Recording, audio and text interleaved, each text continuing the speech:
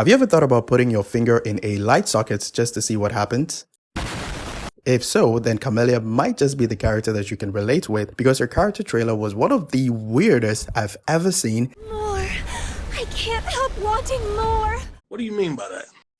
Yet I found it oddly satisfying. However, her gameplay is as weird as her personality. Camellya has one of the most unique gameplay mechanics in the game because she's the only resonator so far who needs concerto energy to do majority of her damage. This makes it a bit challenging because up until now, the only thing concerto energy was good for is activating intro and outro skills. On top of that, she's a character that needs some on-field time to build resonance energy, concerto energy, and Forte stacks before she can actually do damage. This can make your rotations a bit difficult because outro buffs from sub-DPS characters like Sanhua last for only 14 seconds, so it's not a good idea to have the outro buffs from your sub-DPS while prepping Camellya to do damage. What makes it even more concerning is that when she enters her main damage mode called budding mode, most of her attacks does not recover any resonance energy. So if you want to unlock her full damage potential, then you absolutely need to know how to effectively manage her concerto energy, resonance energy, and Forte stacks when rotating your team, which is where I come in. If you're new here on the channel, welcome to another character breakdown video where I play your favorite resonators for a god-awful amount of time and show you how you can unlock their full potential. This won't be a generic guide video, but what it does instead is to go into how her kit design affects her playstyle in every possible situation that I can think of and provide you with tips and tricks that can help you play her more effectively. If you find this video informative or enjoyable in any way, be sure to leave a like, subscribe, and tell me who you want me to cover next. In this video, I'm going to be covering how her kit affects her playstyle, how to quickly regenerate Crimson Buds, Forte stacks, best build depending on what you have available, optimize rotations for high damage numbers and faster clear times, and lastly,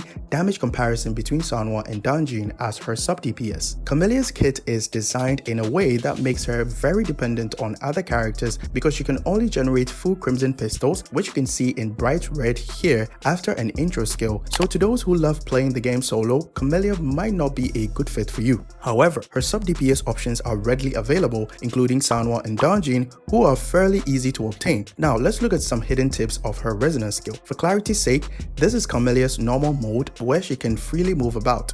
The only thing special about her normal mode is when you press and hold your basic attack button, she starts a spin animation called pruning and end it with a plunge attack. According to my testing, you won't use pruning that much, but feel free to experiment and let me know how you chose to play her. When you press her resonance skill, while she does not have full concerto energy, she enters her blossom mode. In this mode, she can suspend her body with vines. Your basic attacks have now been modified, and the only special thing about blossom mode is that when you hold your basic attack button, the first and second basic attacks automatically comes out, and if you keep holding your basic attacks, she'll keep spinning, hitting the enemy 19 times, called Blazing Waltz. Do keep this in mind because I'll be using it at the advanced method section of recovering Crimson Buds. You can also stay in Blossom mode as long as you like, and the only way to move is to either dodge to swing around and jump or press skill to exit Blossom mode. When it comes to her Forte circuit, there are a lot of things written in here, so let me make it simple before we can move on to the more advanced mechanics. If you trigger an intro skill with Camellya, you will gain full Forte indicated in red called Crimson Pistols. So now that you have full Crimson Pistols, whenever you do damage to an enemy using your basic attacks, skills, and dodge counters, you will consume a portion of these Crimson Pistols based on the kind of attacks that you used, and then it transforms into another stack called Crimson Bud.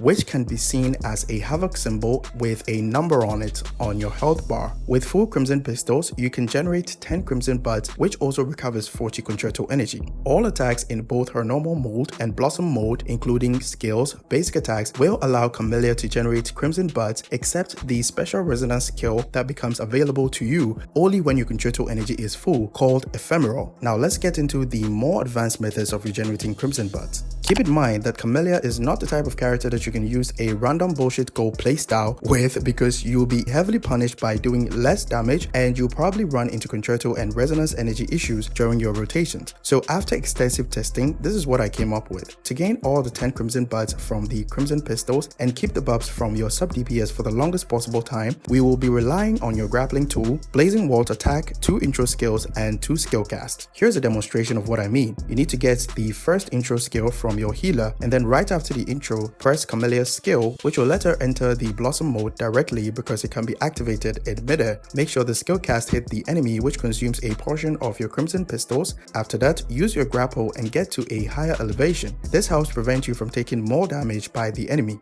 After the grapple, hold your basic attack to start the Blazing Walt attack and she'll automatically target the enemy. Blazing Walt also have a very large area of effect, so it's good for hitting the enemies even if you're far away from them. Also feel free to tank the incoming damage as long as it's non-lethal, because her second inherent passive gives her interruption to resistance when using Blazing Waltz. Also keep in mind that when the Blazing Walt animation begins, it's basically a free parry, so continue to spin even when there's an incoming attack that can be parried. Right after Blazing Walt's end, use your skill again to exit the animation, which also consumes Crimson Pistols, and then plunge, which should consume the rest of the Crimson Pistols that you have before you even touch the ground. Take caution not to use your liberation in this part of the rotation, or else you will fully feel your Concerto energy, and we don't want that, so always keep an eye on your Concerto energy gauge. If it's about to get full from too many dodge counters from multiple enemies, for example, feel free to swap to your sub DPS character even if there's still some Crimson Pistols left to be consumed.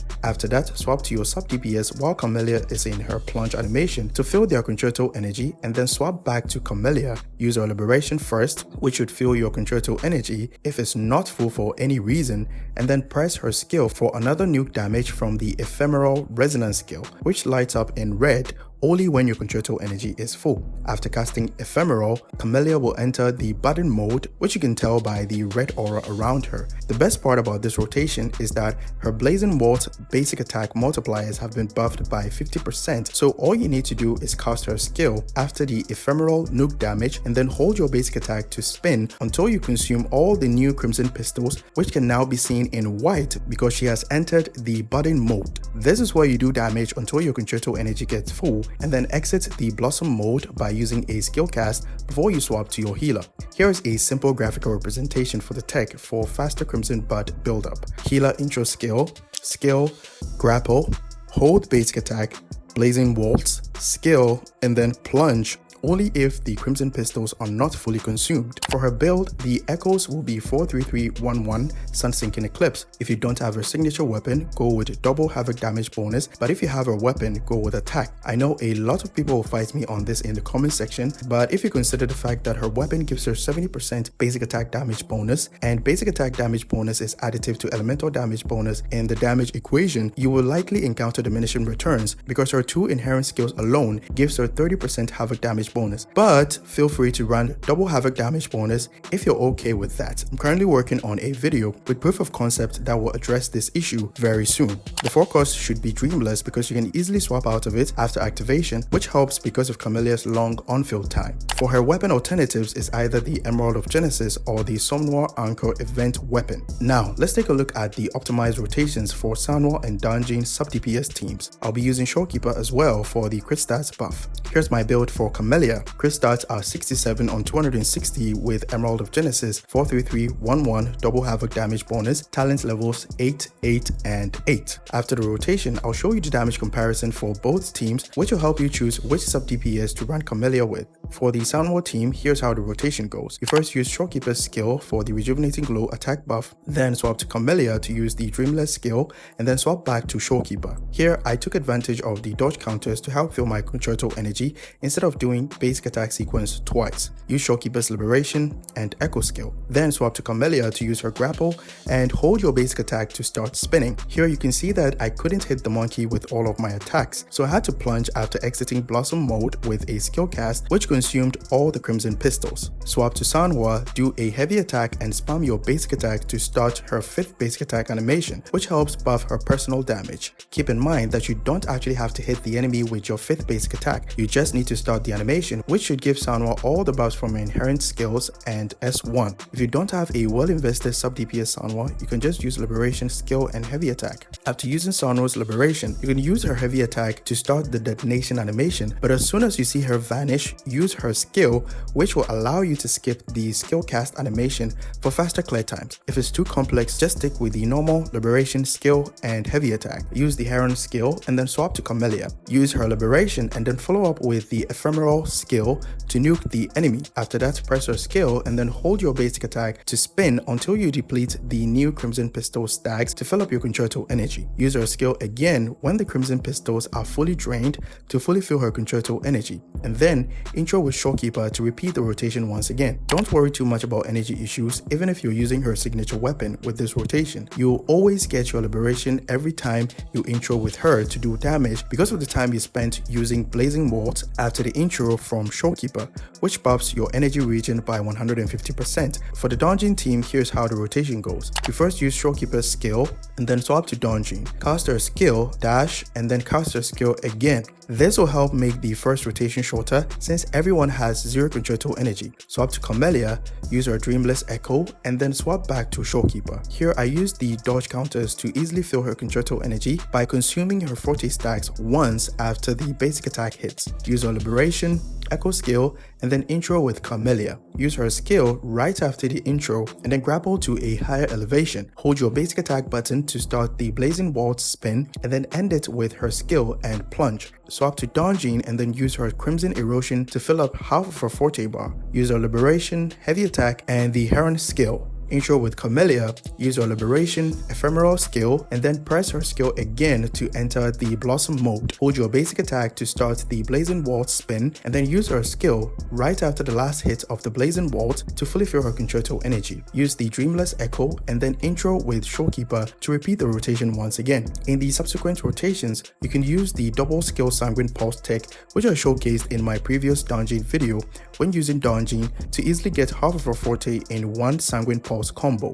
Here's a damage comparison while using Sanhua and Danjin as a sub-DPS. When using Sanhua, the Liberation and Ephemeral nuke damage was 290k and 270k for Danjin, with a difference of 20k damage. I'm currently saving for Yunlin, so I can't pull for Camellya's weapon at the moment, but let me know the damage that you get after testing her signature weapon with Sanhua. Sanhua is also quite comfortable to play compared to Danjin, so if you're comfortable playing Sanhua, just stick with that. Overall, Camellya is a very strong unit, but might be a bit complicated for casual players to handle, but if you don't really care about the tower or holograms, feel free to pull for her. That will be all for Camellya's advanced character breakdown. I had no idea this would take me so long to edit. Catch you guys in the next one. Bye bye. So please whatever.